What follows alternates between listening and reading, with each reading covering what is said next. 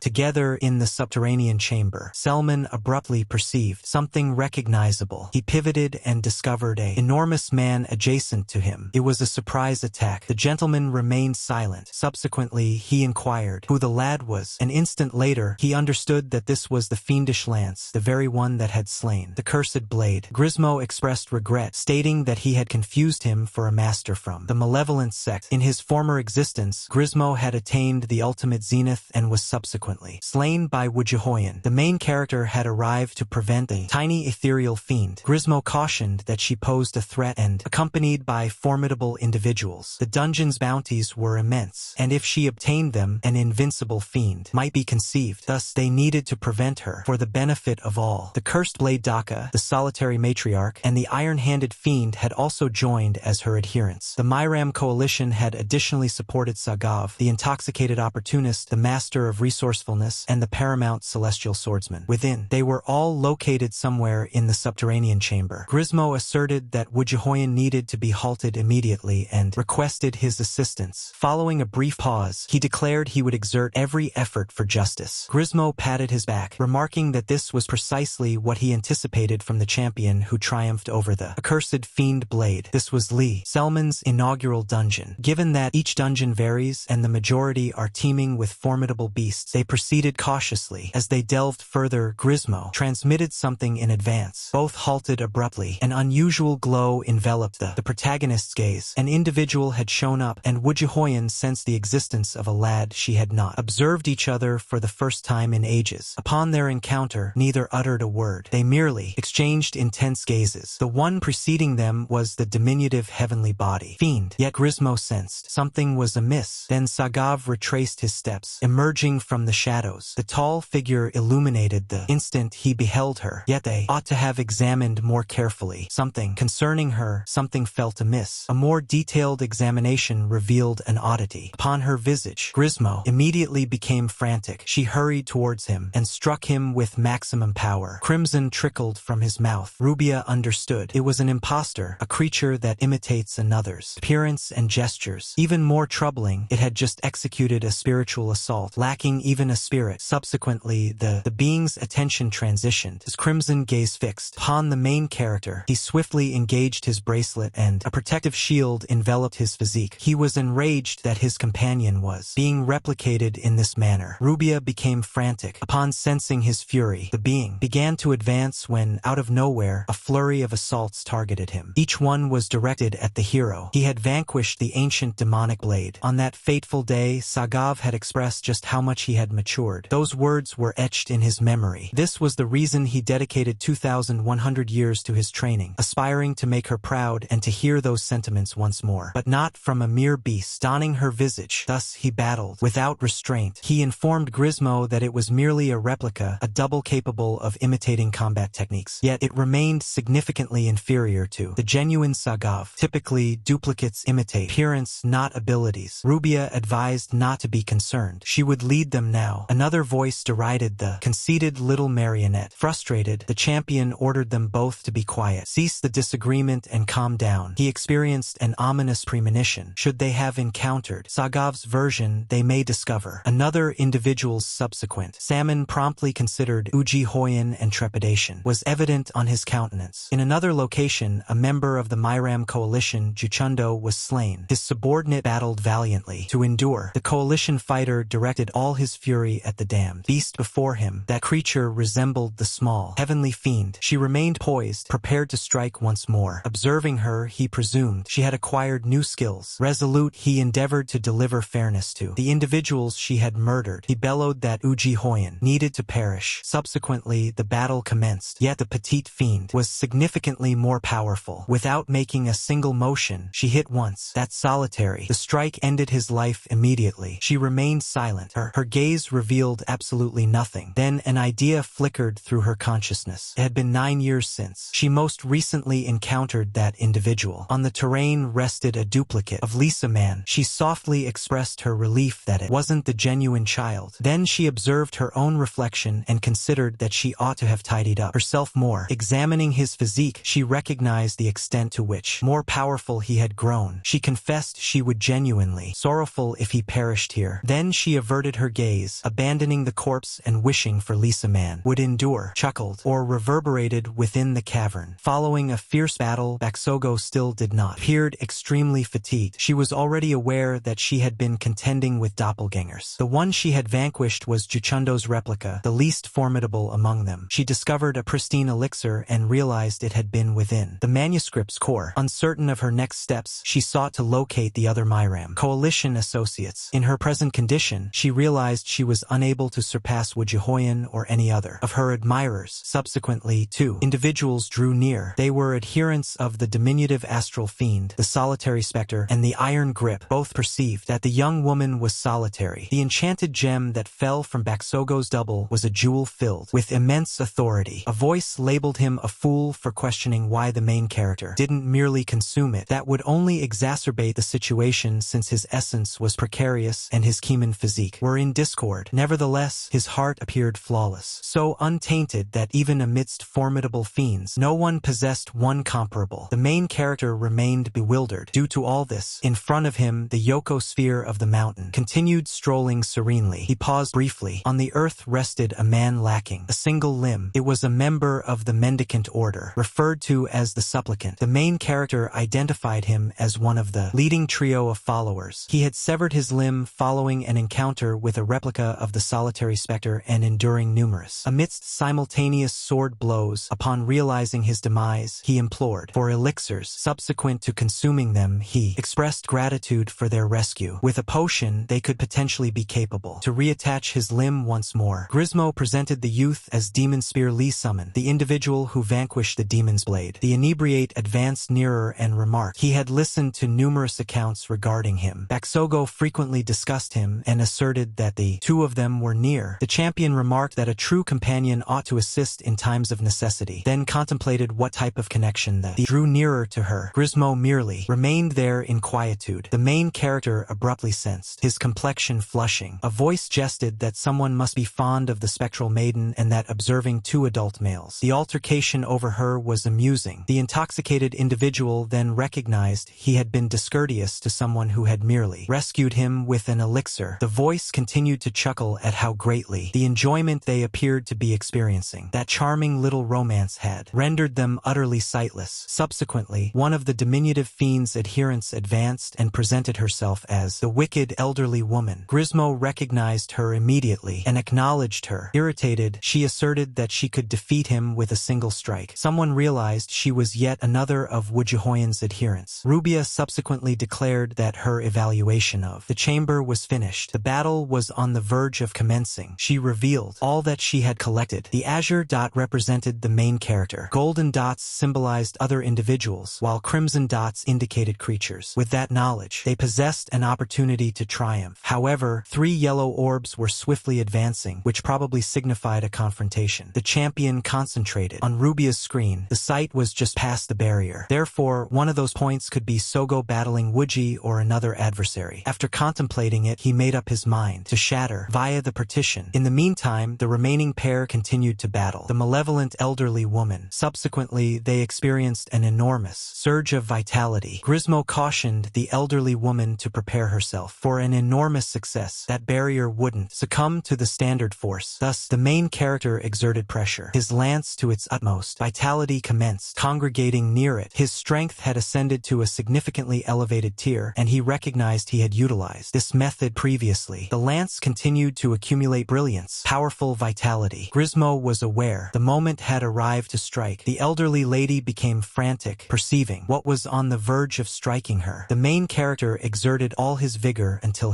her complexion turned ashen. The adversary was unable to protect herself any longer and merely shrieked. Suddenly, the wall detonated and smoke surged through the fissures. Everyone stood still, bewildered by what had merely occurred. Sogo gazed in astonishment. The champion advanced to rescue her from the adversaries and intervened before her as a barrier. Disturbed, she could merely contemplate the duration that had elapsed since their previous encounter. Concurrently, progress reports for every individual emerged. Lee's offspring Min would not permit anyone injured Big Sogo. The other 2 individuals became cautious. They were unfamiliar with him and presumed he hailed from the Murim coalition. Despite her injuries, the girl was astonished that her companion had shattered that barrier. With an object in his grasp, he proclaimed he arrived to assist. It was the offering from the Buddhist envoy, preserved all this duration so its strength would not diminish. Yet he couldn't permit this to continue. Thus, he sank his teeth into the orb with every ounce of his might. As soon as he ingested it, his physique transformed entirely. The individuals observed intently, completely vigilant. Even with merely a fraction, his internal vitality began to resurge, demonstrating Hyuju was correct. The more formidable individual would manage the girl. Meanwhile, the other charged at the accursed talented boy with his blade. In another location, the two combatants prepared themselves. The adversaries sprang forward to bridge the distance. Lee's progeny Min elevated his spear to defend. The foe's sword was formidable, and he adeptly wielded his techniques with lethal power. Observing the significant enhancement in the boy's strength, Bakusugo was astonished. Still clutching her spear, she understood the battle was not finished. Even Van Mist believed that, in spite of his diminished caliber, this individual was formidable to confront. He did not appear to be a veteran, yet he evidently had prepared for an extensive period. Then Sin Min leaped at his adversary, who confronted him with his unsheathed blade. They collided fiercely, with no moment to inhale. Neither was able to deliver a precise strike on the opponent. Sin Min turned aside from the blade approaching at him. In the interim, the man's gaze sparkled. Imbued with potent sorcery, he abruptly began slicing in all directions. The hero maintained a firm grip on his lance. He surged ahead, racing at maximum speed. Velocity without pausing for an instant. The man with a beard chuckled and mocked him upon his arrival. Utilizing the 9,000 martyrs in a mere 3 seconds, he attempted to injure his foe. Even at that moment, the blade swung in erratic, unpredictable motions. The individual was perplexed. He was unfamiliar with that spear technique or its cadence. Then a savage blow shattered against his shoulder. He momentarily lost his equilibrium and struggled to remain upright. The lad had risen so swiftly, surprised him unexpectedly. Nevertheless, for him, the battle remained merely enjoyable, and he erupted in laughter. Based solely on his combat abilities, the young man possessed the expertise of a virtuoso with extensive experience. In the meantime, Bakusugo was engaged in an intense battle with the other adherent of the diminutive ethereal fiend. Eager to conclude the Sunmen swiftly, the individual ceased restraining himself. There were 3 aspects the malevolent fiend was unaware of. The lad in front of him was an ally of his cherished mentor, that the talents he esteemed in his soul had been honed by that identical mentor, and that his cherished mentor would be the one to end his life. The bearded individual could not withstand the lethal blow from his superior, never truly understanding the reason. The instant Ouija Hoyin revealed herself, she dispatched him in an instant. The other individual witnessed the petite heavenly fiend appeared and was appalled that she had merely dispatched the toxic demon. Despite her indifference towards them, they nonetheless viewed her as their sovereign. Their sole desire was for her to govern the globe, enabling everyone to observe her dominion. Thus the other individual failed to comprehend why she executed someone who had adhered to her with such loyalty. Ouija Hoyin demonstrated not a hint of remorse. Enraged, he understood that disputing was futile at this point. Following everything, Morang Tekken proclaimed that the diminutive celestial entity must perish. However, he perished instead. That Ouija Hoyin was merely a replica. Yet the two individuals were unaware of this, as they had never encountered dungeon duplicates previously. Ultimately, the demons that accompanied Ouija Hoyin were all annihilated. In the meantime, the duplicate approached the pair. Baksogo instructed Summon to leave immediately. She indicated the gap in the wall and mentioned that the inebriated individual and the mountain Yucko were on the other side. Summon needed to retrieve them for the upcoming battle if they desired any possibility whatsoever. The main character remarked that Sogo was swifter, thus she was destined to be the one to depart. With a subtle grin, he requested her to accomplish it. Incapable to decline her companion, she ultimately conceded. As a final action, she flung an elixir at him. Prior to her departure, she implored him to survive. The main character was convinced he would endure, or at the very least wished for that outcome. Confronted directly, the two individuals yelled at one another. In his previous existence, solely Ouija Hoyin arrived, emerged from that chamber unscathed. When individuals inquired about the others, she merely declared they were all perished. Everyone believed the diminutive cosmic fiend had slain them personally. However, now Summon was aware of the reality. The band encircling Ouija Hoyin's arm resembled a relic capable of increasing or decreasing its potency at an accelerated rate. This time, the central character might prevent it from occurring. Steeling himself, he readied for the most unfavorable outcome. Nonetheless, he declined to surrender and opted to confront his dread armament. With determination, he advanced towards the adversary. However, that power was overwhelming, and it seemed as though the limb could be severed. Subsequently, the adversary detonated him distant with a single strike. Sogo the intoxicated and the mountain yacht brawler were still occupied, battling the elderly lady. Thus, he was uncertain whether circumstances would altered upon their arrival. Another blow propelled the main character into the air even further. Nevertheless, his determination to survive was immense. He needed to persevere through this. He had committed to numerous individuals, and he had to withstand. He needed to continue continue battling. He had to discover every possible method available to undermine that woman. His physique was feeble, yet his thoughts were not. Relying on his 2,100 years of experience in the spiritual realm, he endeavored to remember all that he could. He had acquired knowledge. He was required to assault from the forefront and target. For the most vulnerable flank, the diminutive celestial fiend remained unresponsive. Nevertheless, she observed the main character preparing to strike once more. He was positioned high above and endeavored to approach her as closely as he could. Grasping his lance, he recognized that the battle might persist indefinitely. Nevertheless, he refused to surrender and commenced devising his subsequent action. A voice labeled him a rascal and inquired if he had observed anything. That creature wasn't engaging in a serious battle. She was merely toying around, employing that band with her full strength. And encounters, the replicas imitated the original, and he was aware that Yu Jihoyan typically did not utilize combat techniques. Upon reflecting further, he came to the realization that she solely employed combat against adversaries was worthwhile. Thus, even if it appeared trivial, the main character had evolved into someone deserving of her attention. He recalled Sogo and hoped she would not return. He comprehended at that moment he was contending with a beast. Meanwhile, they were confronting the wicked elderly woman while Sogo yelled that she needed to assist those individuals. There was no moment to waste. She had to return to the previous confrontation. Should the individuals decline, she would come back by herself. Then, an odd occurrence transpired, revealed in her gaze. The intoxicated individual seized her with his single functional arm and stated while pursuing her, the scheme would be fatal. They had previously miscalculated the adversary, and overcoming Yu Jihoyan would require fivefold greater power. The intoxicated stated that their optimal choice was to withdraw. Grismo contended that the sole means of escape was to eliminate the chief creature, but the inebriated individual disclosed a scroll that had been procured from the elderly lady. It was a harsh decision as it signified departing. Companion left behind. As they bickered, Sogo remained insensible. Within the man's embrace, then a radiant illumination erupted from the void. Simultaneously, a remorseful voice pleaded for absolution while the combatant continued to battle the diminutive heavenly fiend. Blood cascaded from his lips and his irises were expansive. His adversary continued to exert pressure on him, constantly denying him respite. She hurried about at astonishing velocity. The protagonist needed to observe every angle, focal point, and gap, correct and contrary. The sound assisted him in determining the upcoming assault was originating from. Despite that assistance, he still couldn't track each directive. Frustrated, he commanded the voice to be quiet at last. He was aware that if he perished, he would decay in that location, and yet Sogo had still not come back. The voice asserted she had deceived him. Had he not intervened to rescue her, he would not be in such peril, yet he was indifferent to the prospect of his demise. In Sogo's absence, he was convinced that something had occurred to prevent her from returning. Moreover, had he never encountered her, he would not have endured the peak. The voice responded with a sinister chuckle. Despite that discourse, the voice remained persistent, prompting and to offer her assistance, leading to a metamorphosis. Commenced, lacking comprehension of any of. A person merely embraced the assistance. This constituted genuine strength. To vanquish every foe. Richard Haim observed what was occurring before her. That strength was simple to wield as long as one had an intention, and it could be summoned anywhere, whenever. Illumination, explosion, exiting his armor. It was an aspect of the voice's ethereal strength, and the lad's heart embraced the transcendent. Vigor effortlessly. His injuries began to heal, and even his limb enhanced. The atmosphere transformed, and the original's esteemed, inquisitive disposition had been replicated as well. At that instant, the duplicate perceived him as a genuine adversary. The main character sensed that such strength could render his arteries ruptured. In the meantime, the voice instructed him to wait. Opposite him, Yu Jihoyan readied her force in a fury. It was the initial occasion he had attained vigor of this kind, yet it 仍然不够. 主角拒绝了 to concede. He desired the voice to bestow upon him even greater strength, although he did not understood whether he could manage it. Although a frail physique ought not to possess such strength, he acknowledged it due to his had attained it previously. If he could regain the status he accomplished in the ethereal realm, that counterpart, with unwavering resolve, the champion insisted on acquiring additional strength. His essence continued to amplify and unleashed incantations in every direction. Yu Jihoyan stormed in angrily, but her gaze expanded when she understood what transpired. Suddenly, the main character hurled her aside. She crashed into a barrier, fragments scattered in every direction, and she was left trapped in the crevice. The 9,000 eternal melodies were being utilized for the offering. The main character merely needed to grasp for a couple of additional moments once. As the globe unleashed its power an increasing amount, detonations erupted. Furious, the diminutive cosmic fiend rose once more and launched another assault. Energy amassed during one of her hands. He never anticipated being hit, but the assault targeted the main character directly. This was the most potent strength he could employ with 6 seconds remaining. Within the offering, in his perception, strength was cascading from his entire physique. Utilizing that power, the main character endeavored to deliver retribution personally.